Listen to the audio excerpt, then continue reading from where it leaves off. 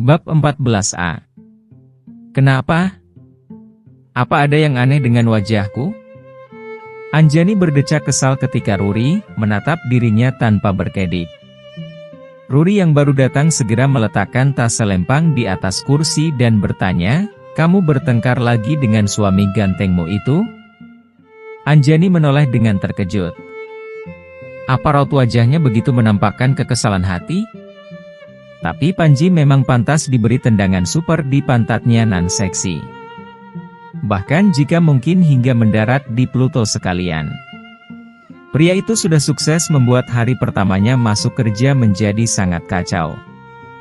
Senin yang teramat buruk bagi Anjani. Apa terlihat jelas di wajahku jika aku sedang ada masalah? Anjani bergumam penasaran. Ruri mencebik sesaat, dan baru ingin menanggapi pertanyaan Anjani, tetapi ia mengurungkan niat ketika rekan mereka mulai berdatangan satu persatu. Ia memberi kode dengan mengedipkan satu mata, agar mereka berbicara di pojok kantin seperti biasa begitu bel istirahat pertama berbunyi. Seharusnya memang tidak membawa masalah pribadi ke dalam area tempat kerja, tetapi Anjani tidak mungkin mengabaikan hal itu begitu saja. Tadi malam Panji memang menurut untuk menginap semalam lagi di rumah Lia. Pria itu juga tidak memaksakan kehendak untuk menuntut hak seperti yang ditakutkannya. Panji memilih tidur di sofa panjang di kamar Anjani seperti biasa. Tadi pagi pria itu minta dibuatkan omelet pedas sebagai teman sarapan. Anjani dengan senang hati membuat makanan itu sepenuh cinta merah jambunya. Akan tetapi harapannya langsung hancur berkeping-keping, ketika Panji justru pergi dengan terburu-buru. Pria itu belum sempat menyentuh sarapan yang dihidangkan. Lalu alasan yang diberikan pria itu dengan pergi mendadak, kian membuat Anjani ingin menggorok leher ayam di lemari pendingin milik Tante Lia. "Joanna!" Panji pergi secepat angin karena wanita itu, tanpa perlu menengok lagi kepada istrinya yang sudah bertanduk. Panji meninggalkan omelette yang masih hangat di piring tanpa tersentuh sedikit pun. Setidaknya, Panji seharusnya melihat bening yang mengambang di sudut mata istri cantiknya. Anjani mulai menyalahkan diri. Ia tidak seharusnya menyerah begitu saja pada perasaan mendamba yang seperti mulai mengutuknya. Pria itu ternyata masih belum mau melepaskan Joanna. Terbukti wajah pria itu terlihat panik ketika keluar dari rumah. Panji tidak pernah terlihat secemas itu. Bahkan ia baik-baik saja ketika Anjani pergi meninggalkan rumah. Hati Anjani seperti dirobek dengan pisau belati, teriris tipis, tidak tampak, tetapi meninggalkan lubang menganga. Jika ada mata telanjang yang dapat melihat menembus dada, mungkin akan ada yang percaya betapa parah luka yang ia derita. Untung saja Anjani memiliki alasan untuk berangkat lebih pagi kepada tante dan omnya. Hari Senin ada upacara bendera yang harus diikuti di sekolah, dan ia mendapat giliran sebagai pembina upacara. Tetapi alasan sesungguhnya adalah Anjani hanya ingin segera pergi dan segera melupakan sesak di dada. "Nara, kok kamu di sini?" Anjani terkejut karena alih-alih yang datang Ruri, tetapi yang kini duduk di depannya adalah guru olahraga paling tampan di gugusnya. Nara masih memakai seragam olahraga, sementara kulitnya terlihat berkilau karena mandi keringat berlebih. Bel tanda istirahat baru berbunyi dan sorak-sorai anak-anak yang keluar dari kelas menjadi latar belakang diamnya mereka. Nara yang terlihat tidak peduli, kemudian mengambil gelas es teh milik Anjani yang belum tersentuh karena pemesannya tengah sibuk melamun. "Pesan sendiri kenapa sih?" "Main serobot saja," gerutu Anjani sambil melotot sebal. Ia buru-buru mengamankan sepiring nasi pecel di meja dari jangkauan tangan panjang Nara. Nara mengelap mulut dengan punggung tangan, hingga terlihat sangat tidak elegan.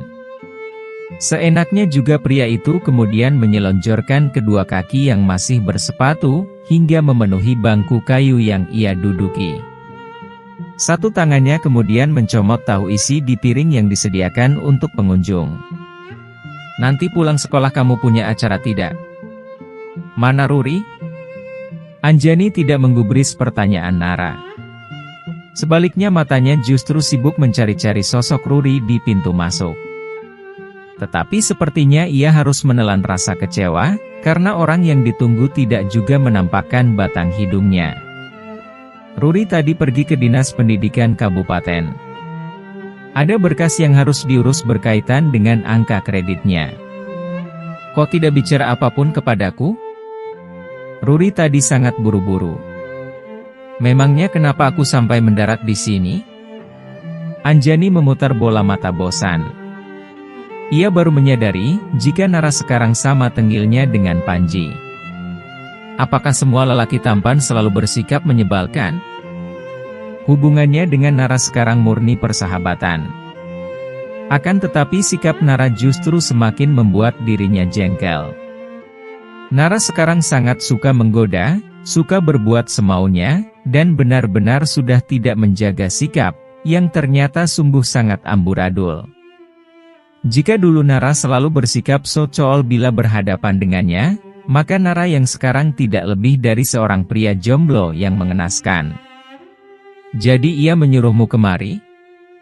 Begitulah. Menurutnya mungkin kamu ada masalah dan Ruri tidak bisa menemanimu. Jadi, ia pikir jika kamu ingin curhat maka kamu boleh bercerita kepadaku. Ini bukan pilihan bijak. Pindah ke Jakarta demi seorang gadis. Setelah berjumpa, ternyata ia sudah menikah. Menurutmu itu juga pilihan bijak? Anjani menarik napas berat karena meski tidak dijelaskan panjang lebar pun, ia sudah sangat paham masalah Nara. Cinta monyet mereka dulu, entah kenapa kini justru terasa menggelikan di benaknya. Sudahlah, makan saja nasi pecelnya. Wajah Nara langsung berubah ceria ketika akhirnya Anjani menyodorkan piring dan isinya yang belum tersentuh. Sikap pria itu sangat tidak mencerminkan seorang pengusaha kelapa sawit yang kaya raya. Anjani melihat pria itu makan seporsi nasi pecel dengan lahap, dan tidak menyisakan apapun di piring. Tentu saja pria itu sangat bahagia karena selain mendapatkan makanan enak, dia pun tidak harus membayar ke ibu kantin. Kamu tidak makan? Anjani ingin sekali melempar piring kosong itu ke wajah tampan dengan tampang tak berdosa itu. Anjani juga ingin sekali berteriak ke arah pria itu, karena seperti tidak menghargai kebaikan hatinya. Mungkin ia memang harus mengajukan denda beberapa ratus juta sebagai kompensasi, karena Nara sudah menghabiskan jatah makan siangnya. Tapi takutnya, Nara justru meminta dirinya jadi istri. Bukankah itu lebih celaka lagi? Sedang tidak berselera? Anjani duduk dengan kedua siku bertelekan meja, sementara tatapan kedua matanya menerawang ke kejauhan. Nanti siang jalan, yuk. Kemana? Membuang hati yang gundah. Anjani terlihat menimbang sejenak, ketika akhirnya kepalanya mengangguk mengiyakan ajakan Nara. Pria itu terlihat tersenyum puas. Setidaknya dirinya masih berguna, sebagai seorang sahabat untuk gadis yang teramat dicintainya itu. Tanpa menunggu lama, mereka menghabiskan waktu istirahat yang hanya 15 menit itu untuk berbicara beberapa hal. Rupanya Nara akan dijodohkan dengan salah satu anak pengusaha minyak kelapa sawit di kampung. Ia juga seorang penari tradisional. Salah satu pertimbanganku untuk menerimanya, kata Nara. Anjani hanya tersenyum maklum. Menurutnya pria itu memang membutuhkan sosok lemah lembut. Kehidupan keras yang sudah dijalani oleh Nara, tentu memerlukan belayan dan kasih sayang dari sosok wanita yang tangguh. Menurut Anjani, wanita yang berprofesi sebagai penari rata-rata memiliki kepribadian lemah lembut dan sabar. Ia pasti sangat cantik. Minggu besok aku akan pulang untuk bertemu dengannya. Sungguh? Aku selalu mendoakan yang terbaik untukmu. Terima kasih, Jan. Semoga pernikahanmu juga akan selalu bahagia. Anjani setengah memaksa senyum tersungging di bibir, Meski akhirnya yang terwujud hanyalah sebuah ringisan penuh ironi. Doakan saja agar si playboy tengil itu cepat tobat. Kalian bertengkar lagi, selidik Nara terlihat hati-hati. Ia tidak rela gadis seperti Anjani disakiti terus-menerus. Anjani terlalu baik hati, hingga kadang gadis itu rela mengesampingkan perasaan sendiri, hanya sekadar untuk melihat orang lain bahagia. Tidak, maksudku sebenarnya hubungan kami sudah mulai membaik. Tapi, Anjani menimbang sejenak. Sanggupkah ia mengatakan jika dirinya tengah terbakar cemburu? Tapi, Panji menemui wanita itu lagi bukan? Tebakan jitu Nara membuat Anjani kembali meringis menahan perih di dada. Rasanya Anjani ingin sekali menangis, tetapi ia sudah bertekad tidak akan lagi mengeluarkan air mata untuk pria super percaya diri seperti Panji. Ia meninggalkan sarapan tanpa menoleh sedikit pun kepadaku, hanya untuk menemui wanita itu. Dan hingga sekarang, tidak ada kabar apapun darinya. Kamu mempercayainya? Ada kabut tipis di iris coklat milik Anjani, dan Nara merasa isi dadanya seperti ikut diremas. Anjani telah sepenuhnya melupakan kisah masa lalu mereka.